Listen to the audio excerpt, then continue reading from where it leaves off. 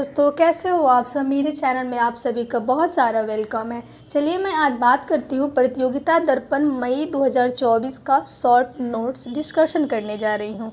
जैसे आप सभी को पता होगा कि अभी चुनाव की जो प्रक्रिया है वो शुरू होने वाली है। तो जब तक 17वीं लोकसभा चुनाव का कार्यकाल है तब तक 18वीं लोकसभा का चुनाव करा ली जाएगी। इसलिए मैं बात करने जा रही हूँ क्योंकि 18वीं लोकसभा चुनाव बहुत इम्पोर्टेंट है। एग्ज़ाम में तो पूछे ही जाएंगे। चलिए मैं बात करती हूँ कि 18वीं लोकसभा चुनाव का कार्यक्रम। 17वीं लोकसभा चुनाव कार्यक्रम 16 जून 2024 को समाप्त होगी और 18वीं लोकसभा चुनाव की जो घोषणा हुई है 2024 में वो 7 चरण में होगी, जो 19 अप्रैल से लेके 1 जून तक चलेगी। इसके साथ ही कुछ विधानसभा में भी चुनाव है। जैसे आंध्र प्रदेश में 175 सीट पे चुनाव होगी, उड़ीसा में 147 सीटों पे होगी और अरुणाचल प्रदेश में 60 सीटों पे होगी और सिक्किम में 32 सीटों पे होगी। चलिए जानते हैं कि मतगणना कब है। तो इसे 6 जून से लेके 4 जून से लेके 6 जून के बीच में इसकी गणना हो जाएगी। जो लोकसभा की कुल सीटों की संख्या 543 है, जिसमें एससी के लिए 84 और एसटी के लिए 47 सीट आरक्षित किया गया है। चुनाव आयोग की संख्या 3 है, जिसमें मुख्य चुनाव आयुक्त राजीव कुमार, 2 अन्य चुनाव आयुक्त हैं जिसमें ज्ञानेश कुमार और सुखवीर सिंधु हैं। चलिए मैं आगे बात करती हूँ कि हाल ही में राष्ट्रपति द्वारा राज्यसभा में किसे मनोनीत किया गया है, जिसमें सुधा मूर्ति को मनोनीत किया गया है। राज्यसभा में कुल 12 सदस्य को मनोनीत किया जाता है, जिसमें अभी पूरे 12 के 12 सदस्य हैं। चलिए आगे बात करती हूँ कि संसदीय विशेषाधिकार संबंधित सुप्रीम कोर्ट ने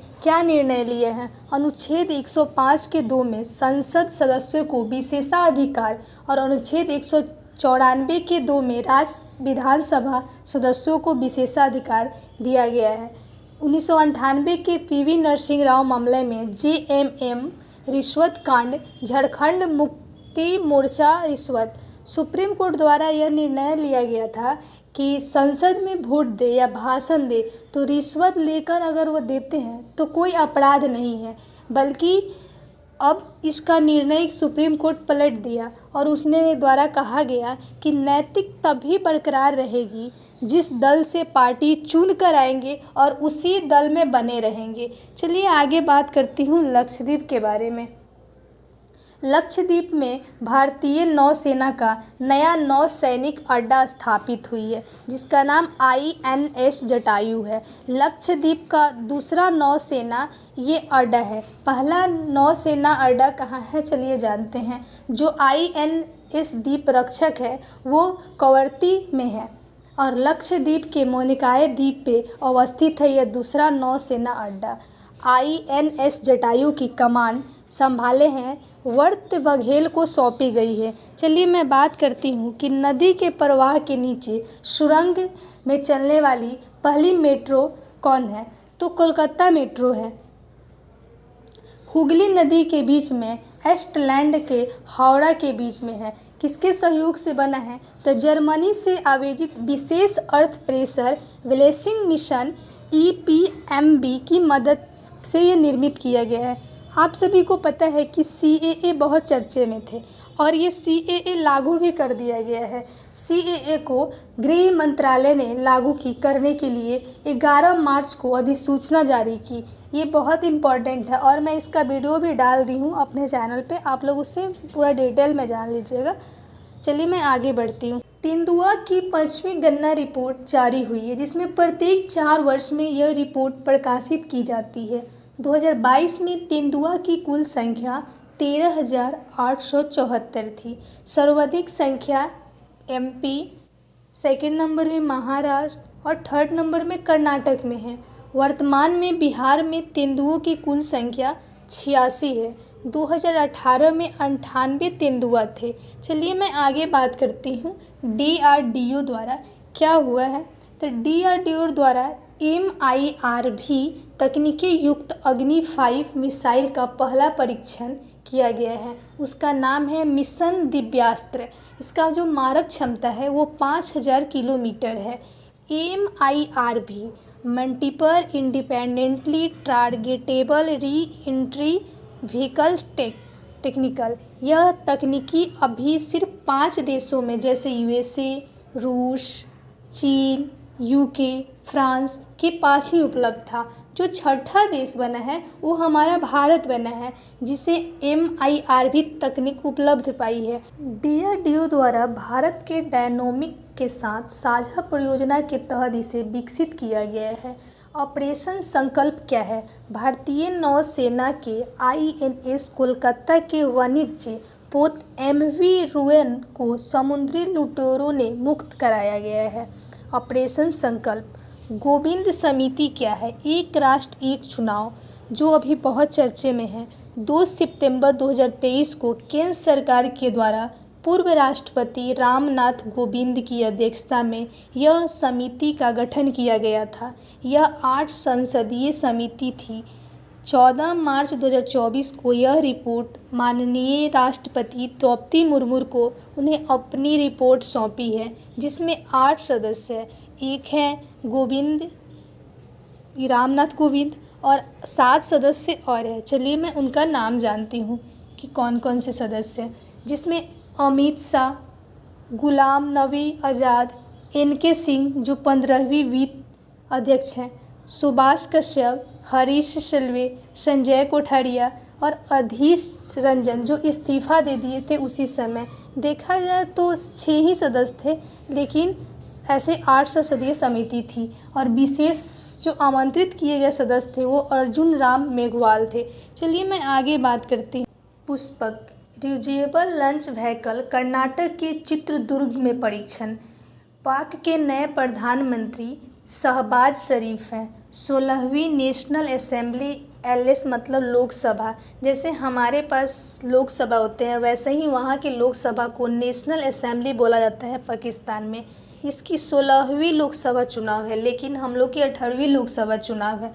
वहाँ के जो प्रधानमंत्री बने हैं वो शहबाज शरीफ बने हैं, वही राष्ट्रपति आसिफ अली जरदारी बने हैं। चलिए मैं आगे बात करती हूँ कि जो सिप्री रिपोर्ट आया है उसके बारे में। तो सिप्री का जो रिपोर्ट है हथियार और आयात और निर्यात के संबंधित ये रिपोर्ट है।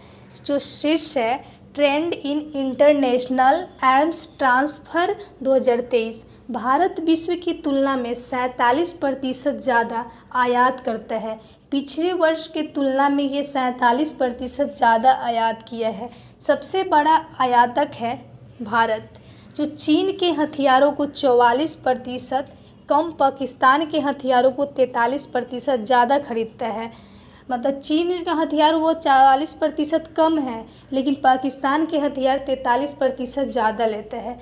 निर्यात USA, फ्रांस, रूस, चीन, जर्मनी से निर्यात करता है। जैसे आयात है इंडिया में 9.8% और सऊदी अरब से 8.4% और कतर से और यूक्रेन से और पाकिस्तान से आयात करता है। कौन? तो भारत हमारा। चलिए मैं आगे बात करती हूँ कि भारत के जो हथियार है वो आपूर्ति कौन से देश करते हैं। तो 3 देश ज़्यादा करता है, तो रूस, फ्रांस और अमेरिका। सबसे ज़्यादा रूस से 36%, फ्रांस से 33% और अमेरिका से 13%।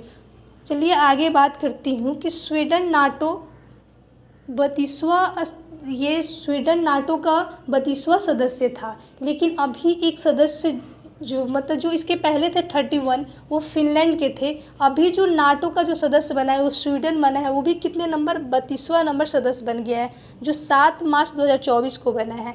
नाटो का जो मुख्यालय है वो आपको बेल्जियम में पड़ता है, लेकिन नाटो का जो स्थापना हुआ है वो 4 अप्रैल 1949 में हुआ है। चलिए मैं आगे बात करती हूँ।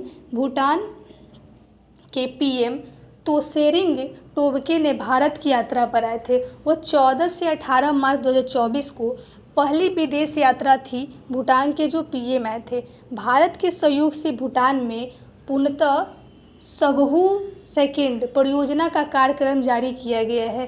आपको पता है कि गयासुम कार्यक्रम के लिए 15,000 करोड़ रुपया भारत के सहयोग से भूटान में युवाओं के लिए दिया जा रहा है, जो असम सीमा के निकट गैलुफ माइंडफुलनेस सिटी का निर्माण करने के लिए भूटान को दिया जा रहा है। चलिए आगे बात करती हूँ कि हमारे प्रधानमंत्री भी भूटान यात्रा पे गए थे।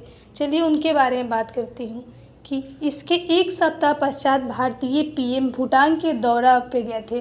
उन्हें भारतीय पीएम की अगले 5 वर्ष के लिए 10,000 करोड़ की सहयोग राशि देने की घोषणा की गई है।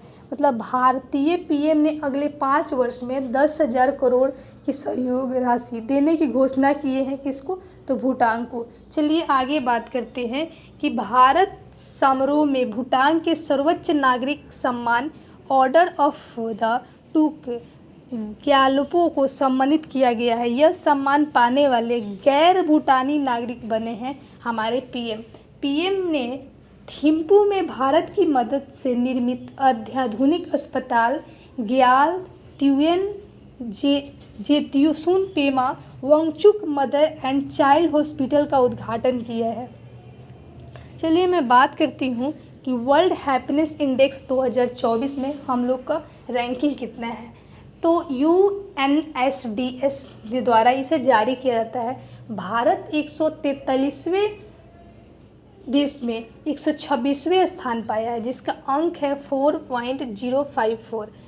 सबसे फर्स्ट नंबर में फिनलैंड है, सबसे निम्न स्थान में अफगानिस्तान है। हमारे पड़ोसी देश में चीन 60 नंबर पे, नेपाल 93 पे है और पाकिस्तान 108 पे है। चलिए मैं बात करती हूँ जो तिमाही रिपोर्ट आता है यूनेस्को द्वारा जारी किया जाता है उसके बारे में। 2022-23 में इसमें 23-24 नहीं होगा, यहाँ 22-23 होगा, हमसे गलती से लिखा गया। 22-23 की तीसरी तिमाही का आकलन यूनेस्को द्वारा जारी अक्टूबर और दिसंबर का ये है। वृद्धि दर 8.4% से पूरे वित्त वर्ष में 23-24 में 7.6 विकास दर रहने का अनुमान लगाया गया है। एफ्टा के साथ भारत का स्वतंत्र व्यापार समझौता। एफ्टा यूरोपियन फ्रेश ट्रेड एसोसिएशन 4 देश नॉर्वे, आइसलैंड, लिechtenstein और स्विट्जरलैंड। इस समझौता को व्यापार एवं आर्थिक भागीदारी जैसे TEPA trade economic partnership agree नाम दिया गया। अगले 15 वर्ष में एफ्टा भारत में $100 अरब का निवेश करेगा। फुल फॉर्म IBCS का क्या है?